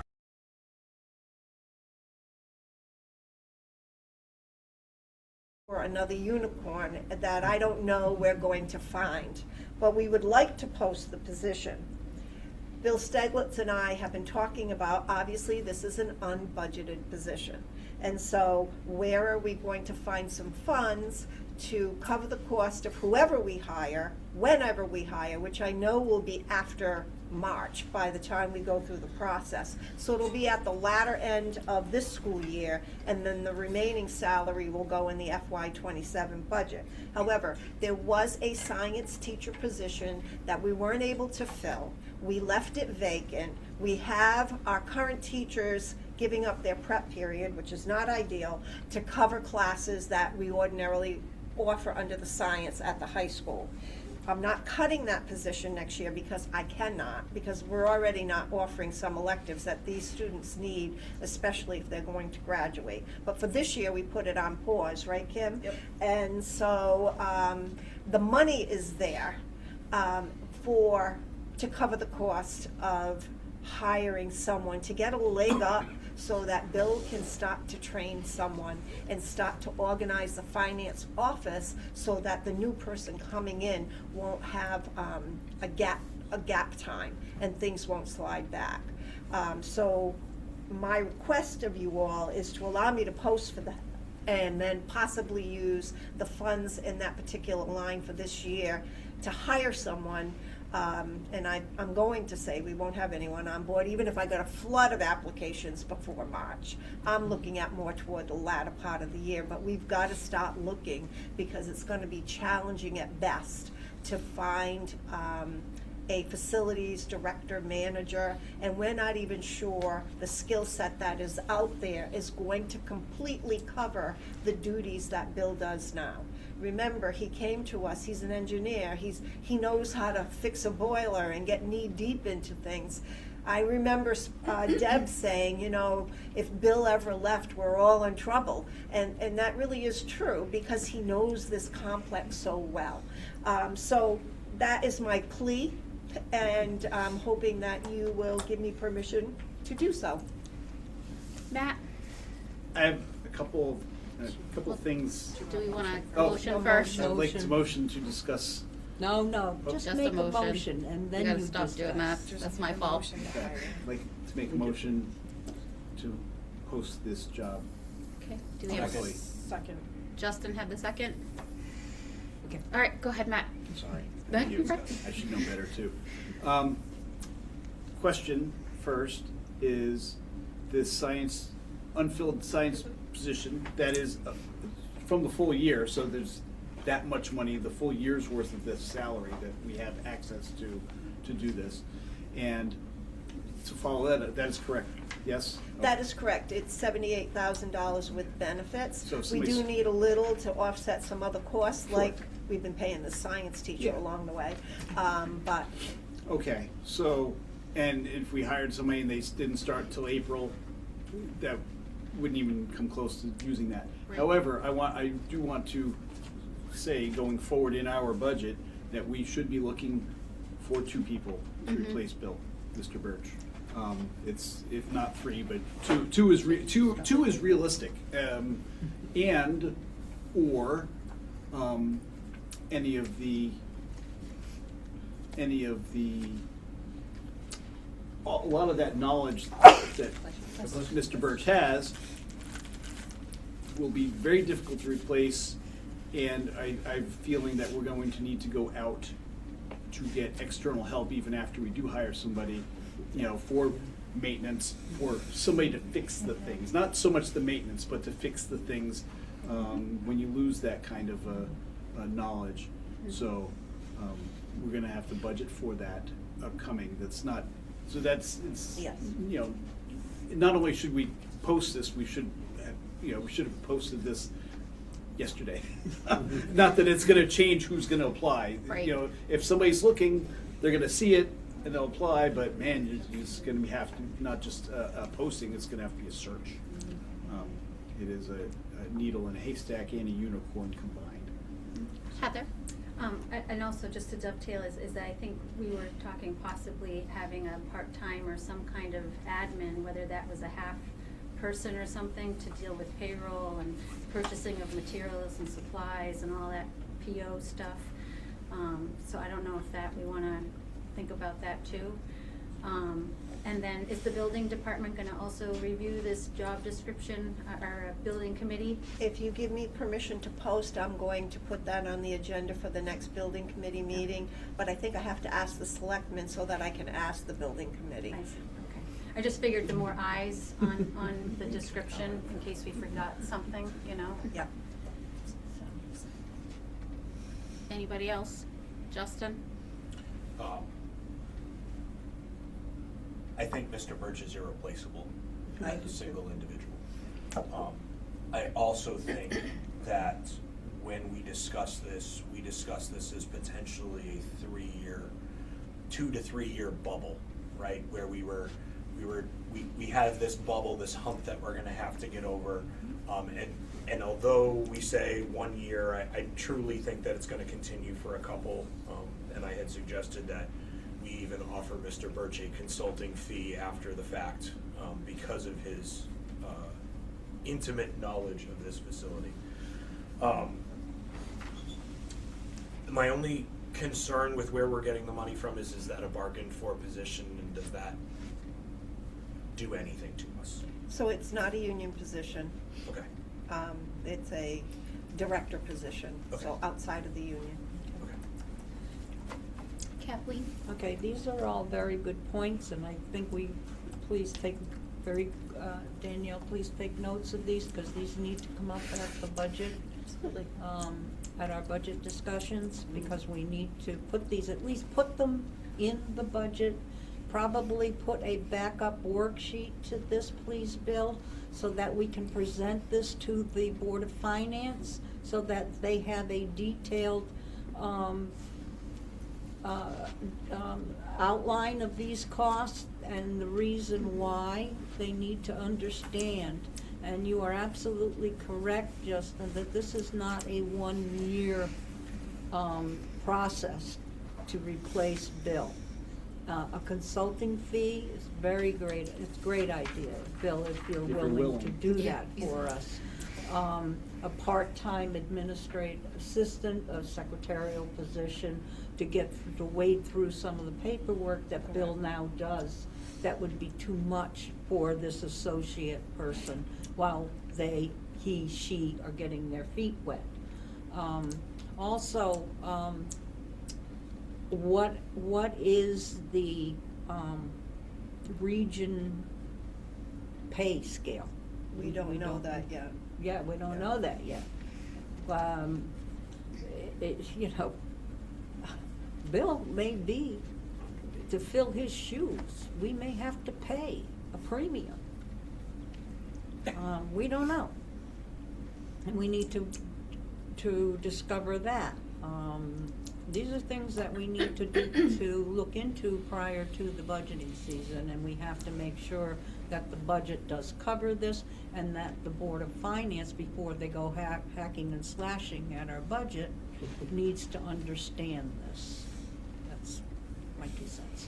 So Bill, please prepare a worksheet or a worksheet or a cover statement that highlights this for us, please. Amanda, did you have any comments?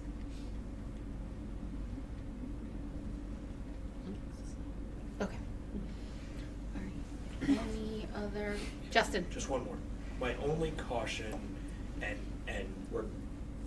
I think we have to find a way to state it factually and actually, is, oh, look, the Board of Ed found money for something again, right? We found it. It's like it was laying in a corner. And we know, all of us sitting around this table, those of us who are intimately familiar with what we do, we know we didn't just find money laying in a corner, right?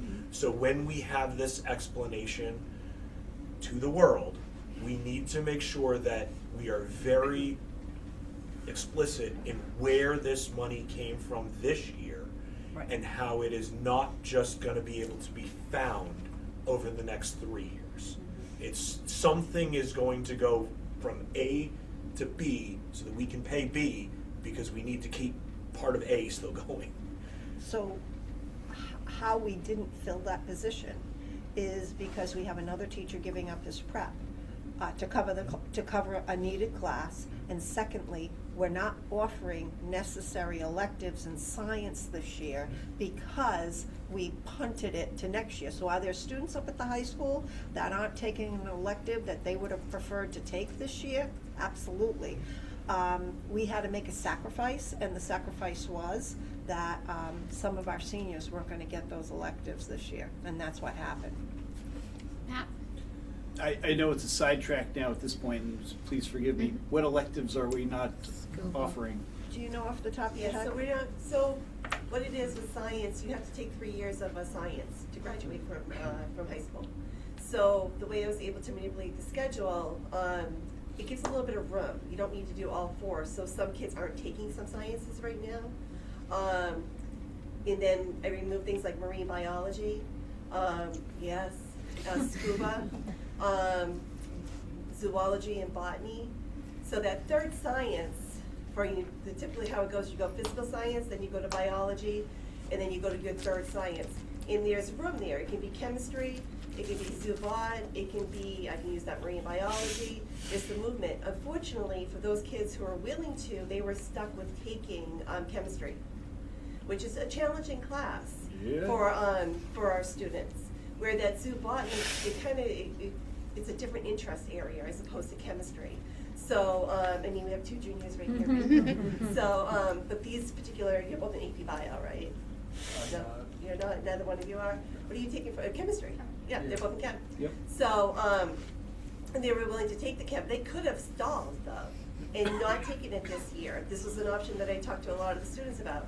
They could have stalled and moved their science to their senior year, with the idea that we'd be potentially hiring a science teacher again and offering more electives. Okay. And then anatomy, we ended up having to put anatomy back into the schedule, which we took out of the schedule as an elective because so many students were upset, especially those going the medical track.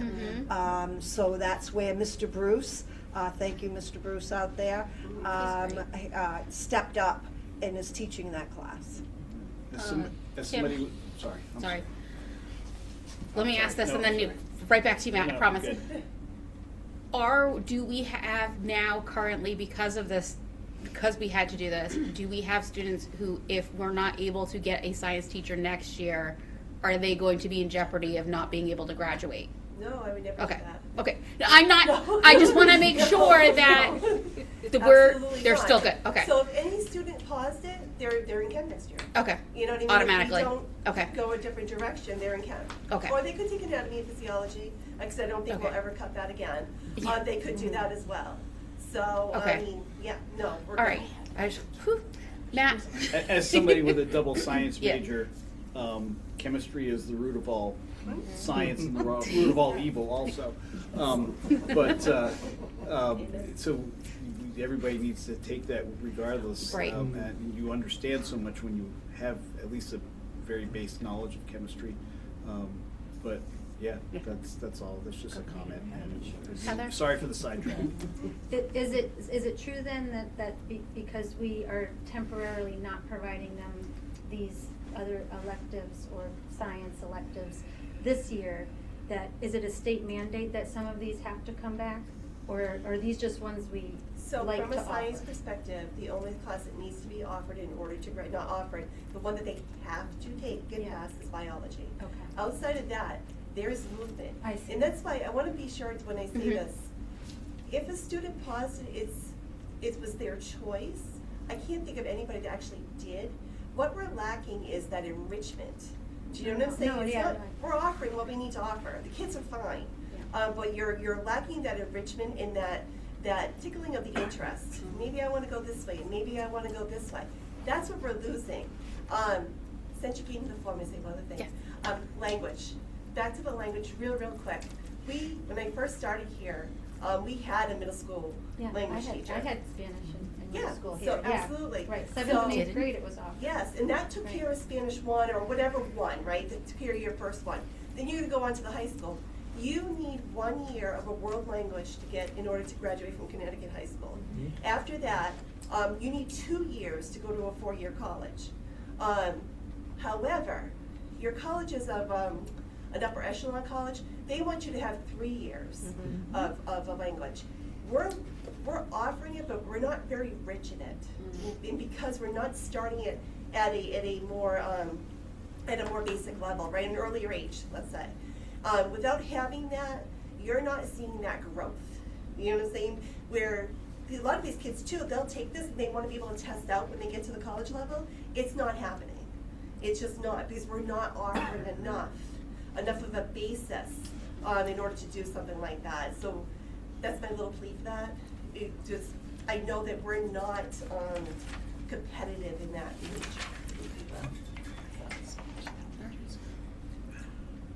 Okay, any other discussion? All right, all those in favor to post for the Associate Facilities Director, say aye. Aye. Any opposed? Any abstentions? Ayes have that. All right, and then next is the co-op. lots of co-op discussion. I'm gonna ask Deb to come to the microphone. Come on, Deb. We want to talk about baseball and softball, golf, girls fall soccer, co-op approvals. We knew we would come to a place, right, where both Putnam and some of the surrounding schools, as they lose numbers, we need to combine teams. And Deb has been an advocate for that for quite some time now. And she's going to give you a little background on why we're asking to co-op these sports. So baseball, we are in our second year with Putnam. Last year we had, well, it ended up with 3 kids started. We ended up with 2 finishing for baseball from here. The rest were at Putnam. So we're in the end, we're going into our second year with that co-op. So that co-op solidified for this year. We have a larger group of freshmen going forward. So we possibly will have, I'm guessing, 8 kids this year from our school, but that's not enough for a baseball team. And Putnam will have about 8. So we're co-oping again, but I pushed to make sure that many of the games and probably most of the practices will be here because our facility is much nicer, what we have to offer, especially when early spring when we're inside. So that's good. Soccer, girls soccer for the fall, our 2-year co-op with Killingly is up. Putnam's 2-year Killingly with Ellis is up. So it makes more sense for us not to keep traveling down that way. Instead, we're going to come this way, and they're going to come here and be a part of our group here. We have about 8 kids, and he has about 6 or 7, depending what comes up from the middle school. So we'll have a small group, but we'll have a group to be able to play here. And we're going to play under Valley. Okay. The kids, we've learned with our girls going to Killingly, wearing Killingly colors with it just being stipulated that particular school did not go over well. Like our Valley football team, all 4 schools, we go under Valley. So we've decided the groups that co-op together, when we do a co-op, we're going to call it Valley. So then we have boys golf. Boys golf, we were given a 1-year last year, a 1-year co-op. Again this year, last year we only had 2. One of the 2 was a senior. This year I have his brother that's left over and 2 other kids, so I have 3 golfers, and Putnam has 3 golfers. So we're going to combine there. We're the host school. It'll be played at Thompson Raceway. And what was the other one we had there? Softball. Softball, we were really in trouble. Last year we only had 1 kid that decided to play. This year I beat the bushes. I really wanted to get the team back here. I surveyed the kids 2 or 3 different times, and Peyton was really beating the bushes trying to get people to jump in. And even with that happening, we only ended up with like 5 kids, 6 kids at the most. So we're going to Putnam, and that, again, he's going to buy the varsity shirts for home, and I'm going to buy the away so that says Valley. Okay. And so we'll be playing in Putnam. So that's how that all played out. So that's where we're at. And the way, it's not even just our numbers, but it's the kids that are not playing. We've had similar numbers before, but kids are just not coming out to play, or they have something else to do. And so as a result of that, we're just maintaining what we have right now. So that's where we're at. How's the track looking? Track team. Too early, track yeah. team. Right now, our indoor for the high school, we've got 16 kids. So when we go to outdoor, we pick up a few more that are playing basketball. So I'm going to guess we're going to have about 22 for the high school. For middle school last year, we had 50 kids. But that was a big year because it was a new track and it was exciting. And a lot of those kids, 7th and 8th graders, the 8th graders are either with us or going to another school. So the numbers are going to drop. I think we'll probably have maybe 30 kids for middle school rather than 50. Yeah, but it's still good. So that's where we're at with track. Any other questions? Yeah, so our ask is to co-op for the baseball, softball, golf, and girls fall soccer. I actually have a question, Deb. Is there a way where we can make maybe an allowance for those kids that may not make the team, may not be game ready, but to have like them be able to be part of maybe a practice squad for them to build their skills so that eventually when you that they are would co-op, you cannot cut. Okay, right. But like, even like at the middle school level, would we be able to maybe do something like that to help build our numbers and maybe get those I'm kids to hoping we stay? didn't have a middle school softball team this year. Because with that group, Peyton's group, that was a large group of kids. Think about how many kids in that Yeah. class played. And Yeah, so well, a my lot of them numbers- did it just because they were 8th graders.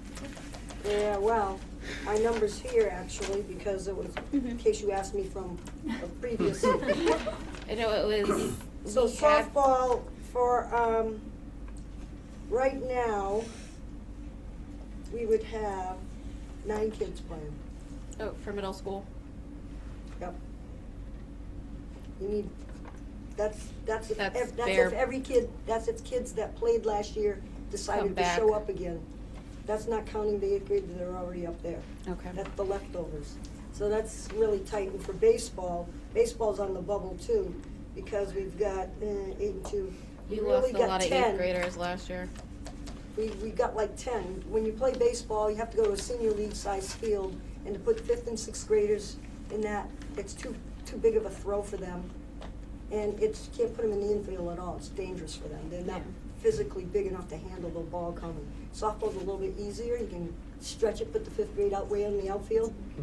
But baseball, no. Heather? So for these co-ops, is this just a yearly arrangement? Depends how the state, this approval is just for me. You say yes, then that application goes to the state. Okay. And so when the great magicians at the CIAC look at it, they say, okay, well, we think their numbers are close enough, maybe we should just do it for a year. Oh, Like so our they football determine, so they make the determine determination. like the time. So we'll have a discussion probably the next meeting, because football's over, and our co-op for football for the 4 schools was only given a year co-op, so we're gonna have to come back and get the approval again next year. So it should be interesting to see how that all plays out. Just to let you know, I don't know if you were watching our football team. Yes. But we lost 61-0 in the quarterfinal. But let me explain what happens. When you put 4 schools together, the male population of all 4 schools are calculated together, and we get stuck in that particular part of the tournament.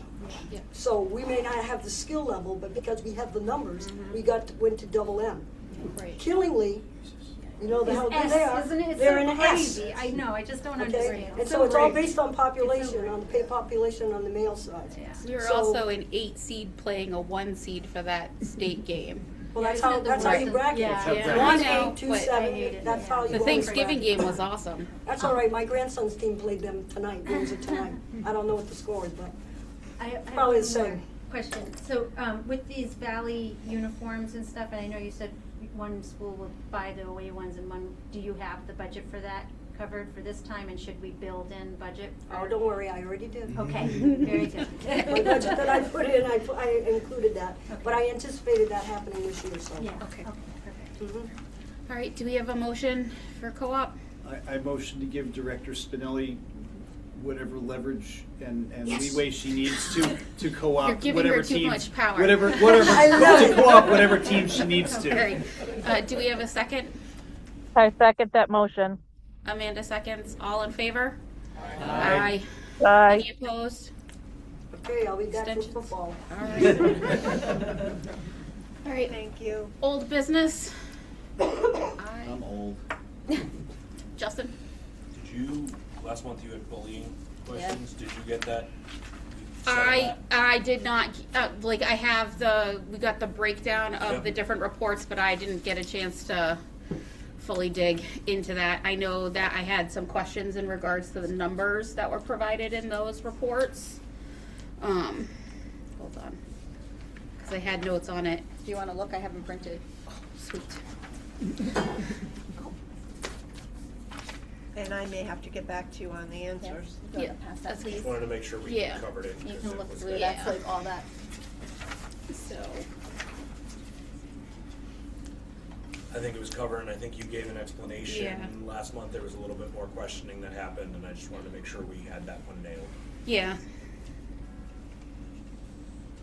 Although if you look at Becky's historic data, Yeah. it's typical Yep. at this Yep. time of the year. Yeah. So based on, actually, no, the 18 matches the 18. So, did you have anything further? I know that we were both kind of on the, all right. All right, new business? Two items. Justin. One was, and I don't want to send another Wild Goose Chase committee, but my thought is we had been looking at the high school from a, is it feasible to outsource right now perspective. We've been looking at that. We've had study and study after that. One of the things that I questioned was, what's that magic number? What's the magic enrollment number that makes it make sense at today's current numbers that sends us out? So that is And when we find out that that's, and on a general education basis, and we'll put the special education icing on the cake after the fact. So if that's 25 high school students is where that puts us to fiscally make sense to outplace it, great. And this is, by the way, I'm suggesting this, it's up to the entire board as to whether or not we want to commission it. But I think maybe a bottom-up approach at this eventually might be worthwhile to look at. I think we've been looking at it as, well, if we sit here today with 174 kids, that really, if we outsource that, let's shove a number. If it's 25 students in the high school and that's where it finally makes sense to outsource, then that's where, if we can do this. And I'm saying that from a general education perspective only. We've still got to keep the facility heated.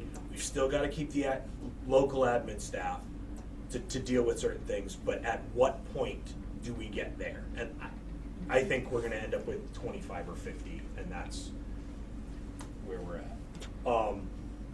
My second thing was, and I had asked previously, but I'm going to kind of pop it up again because it came up a couple of times tonight. And as we head into budget season, I think it's more important. With us not getting regular administrator reports read at the meeting anymore, I think it would really be helpful if we had one highlight and one, I don't want to say issue, but one Board of Education concern that we brought up monthly for us to discuss. I think it comes up naturally throughout the meeting, but I'd like to see one hit the agenda so that we can talk about it. I think one that came up tonight was languages and sciences from the high school. Something like that is realistically something that we can talk about. And as we head into budget season, that's stuff that we can consider. Do we want to consider asking during budget season for another for language in the middle school? I think those are fair discussions for us to have on a monthly basis. I just think we need to be aware of them without having to get into some intimate discussions about them. So those are my two potential new businesses that I'd like to potentially see us get moving forward. And I leave it to the board as to whether or not we want to commission them or not. Principal Mellon is cued to do something next month as a discussion. And this month, I just didn't think it was time prohibited because of the reconfiguration study. Yeah. Kathleen? Yeah, I'm all for offering another language. We have had this issue come up frequently. I think prior to you being on the board even, we talked about offering French or offering, we offer Spanish now, right? Yeah, Spanish is important, French. And I think one of the problems was finding a teacher to teach it. And that is our major roadblock, is to get a teacher to teach the language. And Chinese would be, or Arabic would be a great language to learn. And we talked about partnering with Marianapolis to teach Chinese. Because they have that ability, and or to have using an online program, so like Rosetta Stone or something like that, and then have one of us come down once a week and then talk, having a student talk or doing the conversation piece rather than just the vocab. Piece of it, which you lose on those online programs. So we've had this discussion before, Justin. And it would be very helpful to re-study this to see if we could get that in here. Because having multiple languages is very important in today's world. So I'm all for that, to do a study to offer, whether we offer it online and then have someone come in to do the conversation piece once a week with whatever student is doing the online. I know myself, I've tried those online programs, and you're not going to get fluent with those. Yes, Heather. Sorry, I it's know. gonna be a hard, Both it's gonna be a hard habit to break. Just a question about like the 7th and 8th. And I know obviously that for the 8th graders, we do have some select classes that are, they're eligible to move up to the high school to utilize. Would it be a possibility to have Spanish 1 be one of those possibilities, or no? No, because Okay. we don't run on the same schedule. They're 43-minute classes, we're 90. Even on that flex, that Even one, on the- that yep. flex one, okay. Yep, All right. 100%. Danielle? My question is, are we looking for a middle school language arts, or are we looking for an additional in high school? And then, right, well, Kathleen talks about an additional, so is it I was is kind it of here? flexing more towards what Heather was asking, which is can we figure out a way? Do it, yeah. And I'm not saying we do it now, but can we figure out a way to flex that, leverage that high school asset and flex it into 8th grade somehow? So I understand what you were asking earlier. The problem with that, Justin, is that you're looking at, I have to get 175-ish kids through Spanish 1 at some point. So her class sizes are pretty, they're in the 20s. Yep. Because I need to get that done, and you want to build it in so that the kids who are going on to a 4-year college get the 1 right away. So then I'm, pausing 1 for those kids who may not be going, who may only be looking at community college. So there's a lot of moving parts with that. Truly, though, as I'm thinking, right, because I know we're going to go down this road today, obviously, but even if I got a half teacher, do you know what I mean? A half a teacher, that way I could dabble some here, right, and use it to enrich up there. That's a possibility. Kristen? That's actually what I was gonna That ask, would is do be you, even more tricky to find. Oh, yeah. but Yeah. maybe you could find like a retired, I happen to know a retired French teacher that would like be willing to work one period a week or something, you know what I mean? Like, instead of a full-time teacher, if you could just Maybe. get one. You had your hand up. I did. And this is changing the subject to Justin's other comment. Is yours Mine about is still language? about this. Yeah, All right, go let's ahead, do go, language that's first. fine. I can So, wait. I guess can my wait. question would be, if the students take the language in middle school, does it count when they graduate? It's part So- of that. Yes, so I have not been the school counselor in that situation. I'm going to, though, put this out there and say yes, and here's why.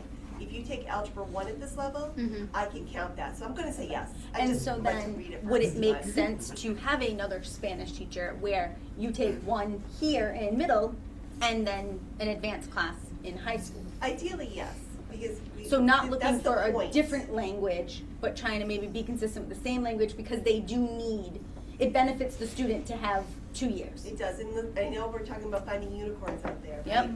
But with that being said, you can find world language teachers. It does not necessarily have to be Spanish or French for the level that you're looking at. Do you know what I'm I saying? did it in middle school. We had 6th grade was intro, and this one teacher taught 4 languages. Each quarter you change. Your next quarter you picked one, then you did like an advance, and then if you went to high school you could continue on. That's just how I remember it being. So coming here and knowing my kid doesn't have a language, I was like, oh, okay.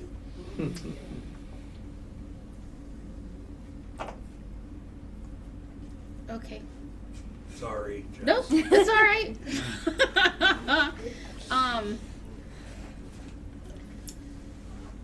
So Matt, your other thing? Oh, yes, Yes. your other thing, sorry. Yeah, no, that's okay. Just to kind of Yep. follow up with the other issue that Justin brought up, I don't want, I know where you're coming from, and we're trying to answer questions to the town to get them off our backs, essentially, which is, I don't think is ever going to happen. But I don't want administrators chasing, if it's going to be significant amount of work, I just don't know that they have the time, but I understand the principle and where you're going with it. I really do, and if we had time to do all these things, that'd be great. But I just I don't want to ask chasing that rabbit. My concern is they already don't believe that our 25 times whatever equals what it actually does, whether it's in the calculator or you do it on a napkin. Right. Will they actually believe that number too? Because we're the ones that are providing it. Is my only concern, because they already don't believe the reports that we're providing. I guess my thought was, if we're going to do the exercise internally ever again, let's do it from the bottom up instead of the top down. If we're going to do that again, because I think that number is so ridiculously low that it's just going to be, okay, that's the number we'd ever have to get to from an enrollment perspective. So there we are. Right. Okay. Makes sense. That's all I got. All right. Correspondence? I didn't have any. No correspondence? All right. Last round for citizens' comments. Yep. Yes, sorry. Name. Name, address, serial number. But she lives here more than she lives at home. No, we don't want that. Employee ID number. Louise Morrison, Thompson Education Association President. I just want to let you know that on January 13th, Senator Jeff Gordon will be joining us in the trenches for the day. It is not a meet and greet. It is come teach with the teachers for a day. No. So if you hear about it, we will be doing a wide range of activities, but I told him to wear his comfy clothes because it's not a meet and greet. So I did offer it up to all of our representatives. You know, they're sick of hearing from me, but I do want to let you know that I do advocate on behalf of the teachers and the students. I am very upset with the whole lunch thing. My children go to Brooklyn, they get free lunch. Brooklyn had a $1.4 million increase in their budget. Explain that to me. You know, and that's how I brought it up to May Flexer, and I cornered her in an event. And she was like, oh yeah, I remember your email. I'm like, yeah, you didn't answer it. So we do send teachers to the legislative breakfast to meet with our representatives, and we are very active. So we are bringing as much as we can. You know, we had the president of CEA come out to our, what was it, new teacher? Yeah. And she's actually running for NEA president. So thank you. It would be amazing if she got in, because she's quite dynamic and really supports teachers and education. So that's all I have. Thank you. Thank you. Anybody else ever? Miss? Go ahead, Miss. On the lunch thing real quick. One of my favorite phone calls, just so you know, alumni will call and ask me for negative kids balances. I obviously know means, right? They'll send me like, you know, a check and then get to play, you know, godmother right here and kind of wipe out this one or that one. So the alumni are very generous. It's one of my favorite calls. Mr. Donahue? Nick Donahue, 15 Buck Hill Road. I want to leave you with 2 stories of positivity. We hear a lot of ups and downs, right? So, first story of positivity. I've been out in the community and communities abroad over the last 30 days a lot. And more than one town administrator has raved about the good work that you guys are doing. They're asking what we're doing, how we're doing it, how can they be involved. So there's a buzz, and I want to let you guys know that, and good job. Second is more of a personal story, parent story. Someone reached out to me this week at the town hall, and they just simply wanted to tell me how that they came from a private, expensive school system. They decided, I think because of probably lifestyle changes, that they wanted to come to your system. And they made a switch. 2 children, one's in the elementary, one's in the middle, came this year. Not only they're happy with class sizes, they're ecstatic about your personnel, your teachers, the changes they've seen in their children. One of the children had an auditory learning, we'll say, struggle. One of your staff members not only identified it, but made some recommendations, and it's made a notable change in their education. So those are just 2 stories that I just simply wanted to pass on of amazing work, and thank you from my office and the entire town hall, and we really look forward to keeping it going and pushing that needle. So thank you. Thank you. Anybody in the Zoom?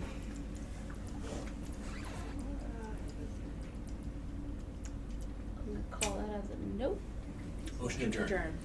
Second. Justin. That's probably the first and last time I am going to get that motion. Now that everybody's learned it.